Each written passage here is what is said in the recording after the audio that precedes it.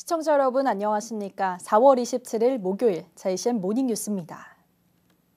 울산 지역 시내버스 노사가 올해 임금과 단체 협상을 다음 주까지 이어가기로 했습니다. 울산시는 지난 25일 열린 울산지방 노동위원회 조정회의에서 시내버스 노사가 최종 조정안을 도출하지 못했고 법적 조정 만료일인 다음 달 3일에 다시 조정회의를 열기로 했다고 밝혔습니다. 이에 따라 노사는 다시 교섭을 벌일 예정이며 노조는 당초 어제 예고됐던 시내버스 총법을 3일까지 유보했습니다. 최근 정치적 이념 싸움으로 번진 울산시 민주시민교육 조례안에 결국 폐지하는 것으로 가닥이 잡혔습니다.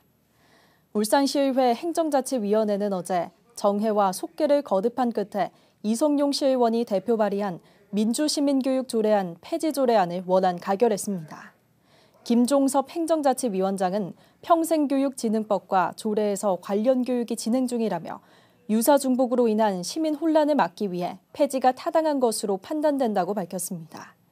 민주시민교육조례 폐지 조례는 다음 달 1일 시의회 본회의에서 의결될 예정입니다. 롯데가 추진 중인 KTX 울산역 복합 환승센터가 장기간 지연되면서 여러 문제가 불거지고 있습니다. 기자의 눈에서 짚어봤습니다.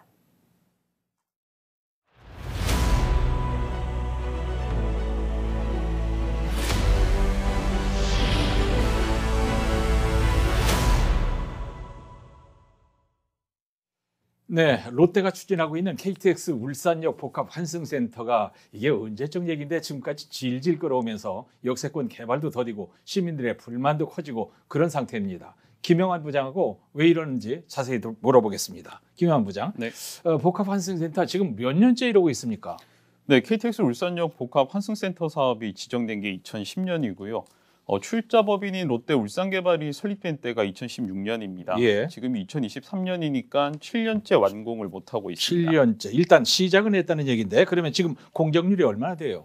2021년 7월에 첫 삽을 떴는데 2년이 되도록 공정률은 5%대에 그치고 있습니다. 네. 실제 현장에 가봤는데요. 예. 건설 장비 두세 대 정도만 있고 또 거의 움직이지를 않고 있었습니다. 바닥을 다지는 정도였고요. 포장을 뜯지 않은 공사 자재들도 보였습니다. 영세한 업체도 아니고 명색이 롯데인데 겨우 장비 두세 대 가지고 2년 만에 공정률 5%라니요. 역세권 개발의 핵심 시설인데 왜 이렇게 진도가 안 나갑니까? 네, 롯데 측에 따르면 원자재 가격 폭등, 또 금융시장 불안정으로 사업성이 부족해서 추진하기가 어렵다는 이유를 들고 있습니다. 예, 이게 빨리빨리 했으면 사업성 문제도 없었을 텐데 한 해 두 해 계속 끄니까 인건비와 원자재가 오르고 그러니까 사업성이 나빠지는 건 뭐 당연하죠. 네, 그렇습니다. 롯데는 사드 사태로 인해서 중국 시장 손실로 자금 흐름이 나빠졌었고 2019년 시점에는 코로나19로 인해서 자금의 문제를 겪었다고 항변을 하고 있습니다. 예. 그렇기 때문에 2019년 사업성 분석을 지금 적용을 한다면 손실이 너무 큰데 이걸 또 강행을 한다면 주주에 대한 배임에 해당되기 때문에 사업성 재검토가 불가피하다는 입장입니다. 2019년하고 지금이랑 차이가 많이 납니까? 그때와 비교해서 인건비뿐만 아니라 이 철근과 콘크리트 등의 원자재 가격이 많이 올라서 예. 3천억 원대였던 사업비가 5천억 원까지 오를 것으로 예상된다며 내부 승인을 받을 수 없다는 입장입니다. 그러면서 또 설계 변경을 한다는 거죠? 네, 롯데는 2019년부터 2021년 사이에 두 차례 설계 변경을 했었는데요. 했는데도 세 번째 설계 변경을 추진을 하고 있습니다. 네. 이번 주 금요일, 그러니까 4월 28일에 설계 변경안을 들고 울산시를 방문할 예정입니다. 이제 원래는 복합 환승센터에다가 환승 시설과 함께 또 백화점, 아울렛, 대형 판매 시설이 들어설 계획이었는데 이게 안 될 수도 있다 이런 얘기도 들립니다. 네, 롯데는 백화점이나 아울렛이 지속 가능한 사업이 아니라서 재검토가 필요하다고 보고 있습니다. 또 울산의 상권이 동부산 롯데나 기장 신세계에서 40분 거리에 있어서 전망이 밝지 않다고 판단하고 있는 것으로 알려졌습니다. 예. 이번 변경안에서 대형 판매 시설이 어떻게 바뀔지 관심이 모아지고 있습니다. 들었지만 이제 벌써 세 번째 계획 변경을 한다는 건데 이렇게 계획이 바뀌면은 심사와 승인 절차도 거쳐야 하고 그러면 또 이제 늦어지겠단 말입니다. 복합 환승센터가 지지부진하면서 역세권에 토지나 상가를 기대하고 분양받은 사람들 정말 죽을 지경이겠습니다.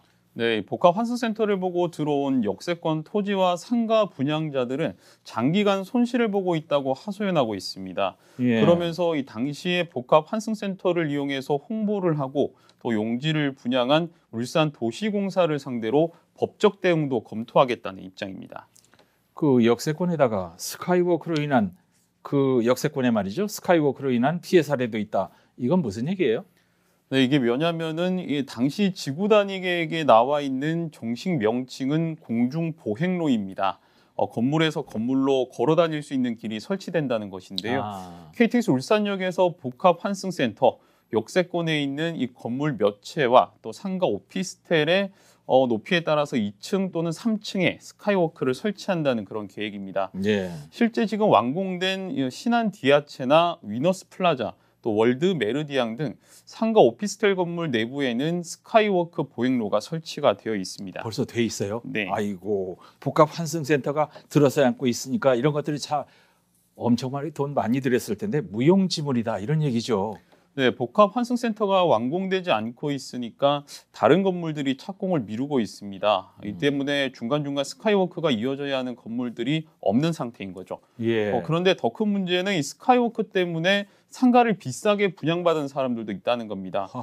스카이워크가 설치된 한 상가 오피스텔의 경우에는 2층은 분양가가 2억 8천만 원인데요. 3층은 4억 7천만 원입니다. 이야, 두 배라. 네, 이 3층 상가에 스카이워크가 설치됐기 때문에 분양가가 2억 원가량 높아진 것입니다. 예, 그런데 예. 복합환승센터는 언제 완공될지 모르는 상태고요. 분양자들이 사기 분양이라고 주장하는 이유입니다. 참 일파만파네요.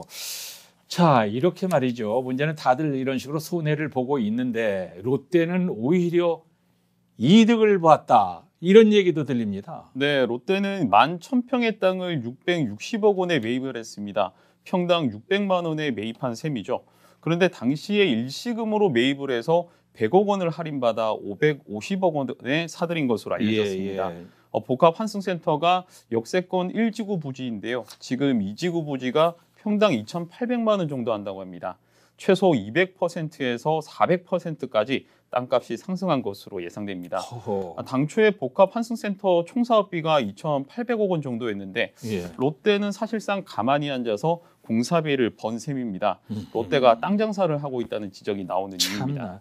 이 롯데가 울산에서 지금 보여주고 있는 이 행태 말이죠. 좀 심하게 말하겠는데 장사꾼 행태.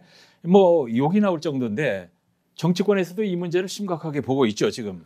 네, 울산시의회에서 복합환승센터 사업 기간을 준수하고 또 공사를 촉구하는 결의안을 채택을 했습니다. 예. 홍성호 의원이 대표 발의한 결의안인데요.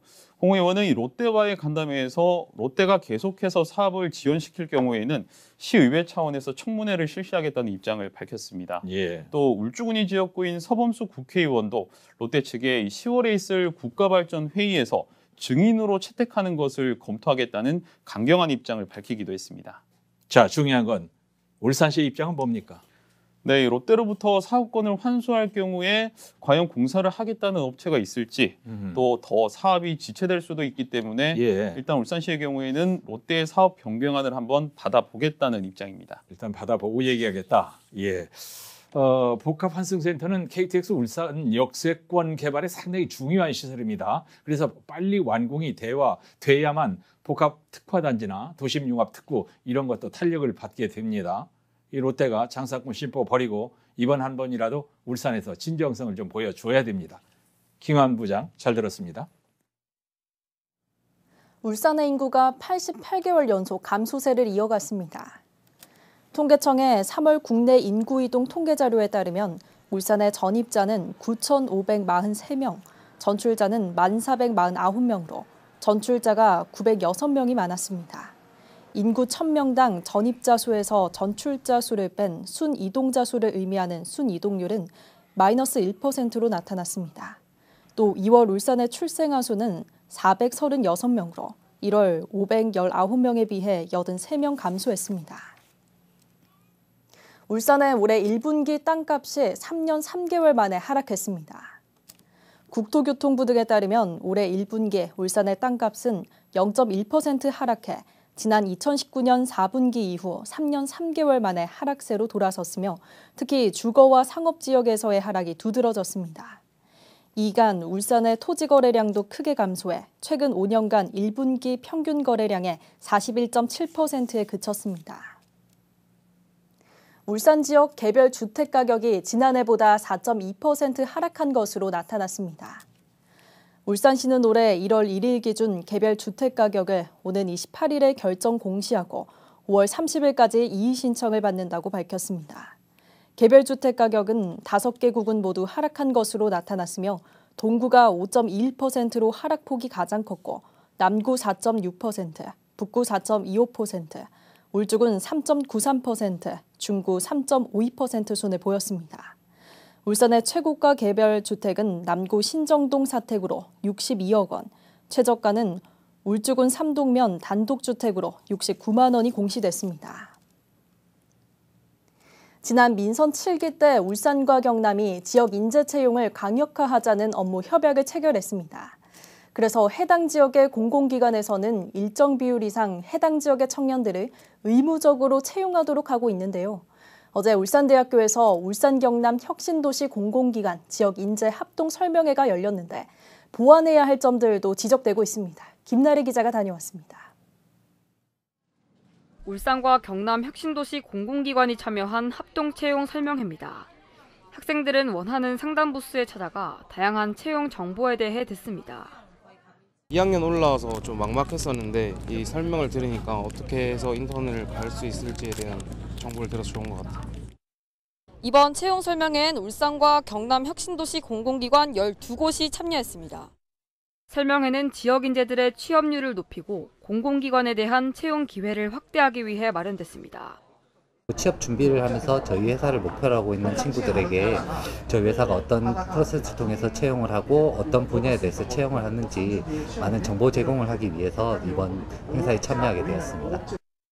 울산은 2021년부터 경남과 공공기관 채용 광역화를 위한 업무 협약을 체결했습니다. 이후 울산과 경남 지역 학교 졸업자를 두 지역에서 의무적으로 일부 채용하도록 하면서 30%에 해당하는 지역 인재를 뽑아야 합니다. 하지만 시행 첫 해 기대했던 결과와는 달랐습니다. 울산은 채용 인원 중 38%가 경남 지역 청년들인 반면 경남권의 울산 지역 청년 채용 인원은 4%밖에 되지 않았습니다. 경남에 비해 울산의 대학교와 학생 수가 적어 상대적으로 불리하다는 지적도 나옵니다. 공공기관의 취업문이 더 좁아지고 있는 지금 채용 설명회만이 아닌 울산 지역 청년들을 위한 더 촘촘한 제도 마련이 필요해 보입니다. JCN 뉴스 김나래입니다. 울산시는 어제 물류정책위원회 회의를 열고 올해 울산 지역 물류 시행 계획안을 심의했습니다. 올해 물류 시행 계획은 6개 추진 전략 42개 세부 사업으로 구성됐으며 6,565억 원이 투입됩니다. 주요 사업으로는 울산 신항 계류시설과 LNG 벙커링 인프라 구축 등 물류시설 확충과 연계 도로망 구축, 공동 거점형 택배 서비스 도입 등의 생활물류 관련 시설 확충 등이 추진됩니다. 또 인공지능을 기반으로 한 중량 화물 이동체 물류 플랫폼 실증과 해상 선용품 배달용 드론 도입 등이 시행됩니다. 울산시는 어제 후세인 A 알카타니 S-오일 대표이사에게 울산시 명예시민패와 기념메달을 수여했습니다. 후세인 A 알카타니 대표이사는 14조 원의 국내 최대 석유화학 복합시설 투자를 통해 일자리 창출과 산업용 원료 생산 능력 증대 등 지역경제 활성화에 기여한 공로를 인정받았습니다. 후세인 A 알카타니 대표이사는 2019년 6월 S-오일 대표이사로 발령받아 울산에서 다양한 사회공헌 활동도 함께 전개하고 있습니다. 울산 민예총은 어제 기자회견을 열고 울산시가 삭감한 문화예술 관련 예산의 증액을 촉구했습니다. 민예총은 울산시가 올해 문화예술 관련 예산을 30억 원 삭감했다며 특히 신생예술단체와 전문예술단체 지원을 위한 예산 12억 원이 전액 삭감되면서 지역 예술단체들이 공연과 전시를 열지 못하는 초유의 사태가 벌어졌다고 주장하고 즉각 예산을 복원하고 증액할 것을 요구했습니다. 동구 노인요양원이 지난해부터 수차례 학대 의심 신고를 받아왔는데요. 어제 이 요양원의 요양보호사 노조가 기자회견을 열고 입장을 밝혔습니다. 노조는 잇따르는 노인학대 사건에 대해 사과의 뜻을 밝히며 운영기관과 동구청의 책임도 있다고 주장했습니다. 박용훈 기자입니다. 울산 동구 노인요양원. 이 요양원은 지난해와 올해 모두 6차례 학대 의심 신고를 받았습니다. 이 중 3건은 울산시 노인보호전문기관 사례판정위원회에서 실제 학대가 있었다는 판정을 받았습니다. 지난해 7월 요양원 이용자 간 성희롱을 방임한 사건과 지난해 10월 요양원 이용자에게 테이프를 감는 등 신체를 억압한 사건, 그리고 지난달 이용자의 신체에 피멍과 함께 골절이 발생한 사건입니다. 동구 노인요양원 요양보호사 노조는 기자회견을 열고 수차례 노인학대 문제가 불거진 데 대해 사과의 뜻을 밝혔습니다. 이와 함께 요양원에서 일어난 일련의 사건들이 직원뿐만 아니라 요양원 운영기관과 동구청에도 책임이 있다고 주장했습니다. 노사 간 노인인권 학대예방위원회 구성을 약속하고 종사자 교육, 직원 업무 개선, 생활실, 순회 방문 등을 역할로 규정하였으나 운영기간이 찰필 미루면서 단 한 번의 위원회 개최도 못하고 지금에 이르렀습니다. 하지만 이에 대해 요양원은 노조 측이 위원회 구성에 적극적으로 나서지 않았으며 인력 부족 문제에 대해서도 노인 장기요양보험법에 따라 적정한 인원으로 운영하고 있다고 밝혔습니다. 한편 노인학대 혐의로 수사를 받고 있는 요양보호사들도 현재 업무에 투입되고 있는 것으로 전해졌습니다. 이에 대해 요양원은 아직 어떤 요양보호사가 어떤 잘못을 했는지 특정되지 않았다며 경찰의 수사 결과나 동구청의 행정처분이 나야 무언가 결정할 수 있는 상황이라고 전했습니다. 동부경찰서는 현재 지난해 11월과 지난달 접수된 동구 노인요양원 학대 의심 사건 2건에 대한 수사를 진행 중입니다. 한편 동구청은 해당 조합원들에 대해 행정처분을 앞두고 있으며 처분 수위에 대한 내용 조정만을 남겨두고 있다고 전했습니다. JCN 뉴스 박영훈입니다. 전교조 울산지부는 어제 기자회견을 열고 교육부의 중장기 교원 수급 계획과 관련해 학급당 학생 수 상한제를 법제화하고 교사 정원을 확보할 것을 촉구했습니다. 전교조는 교사가 수업을 통해 맞춤형 학습을 지도하고 담임으로 학생들을 살필 수 있는 환경이 되려면 학급당 학생 수가 적어야 한다며 교사 정원 확보는 교육의 질을 담보하는 가장 기초적인 요건이라고 강조했습니다. 전교조는 학급당 학생 수 20명 상한제를 법제화해 교육 환경을 개선하고 교원 정원 산정 기준을 학급수로 환원해야 한다고 주장했습니다. 울산시 교육청이 올해 학교 운동부의 인권 친화적 문화 조성에 적극 나서기로 했습니다. 교육청은 모든 학생 선수를 대상으로 학교 폭력 실태 조사를 실시하고 결과에 따른 후속 조치를 진행할 계획이라고 밝혔습니다. 또 학교 운동부 운영학교를 방문해 현장을 점검을 벌이고 선수와 지도자를 대상으로 인권 교육과 폭력 예방 연수 등을 실시할 계획입니다. 강원도 태백시에서 주최하는 탄광유산 울산 이동 전시회가 어제부터 오는 30일까지 5일간 울산박물관에서 열립니다. 탄광유산 이동 전시회는 탄광유산의 꽃을 피우다 검은 황금 기록사진전이라는 부제로 사진과 물품 등 200여 점이 전시됩니다. 이번 전시는 과거를 지탱했던 산업 역군의 땀방울을 회상하고 탄광 역사를 돌아보는 시간으로 마련됩니다. JCN 모닝뉴스를 마칩니다. 함께해 주신 여러분 고맙습니다.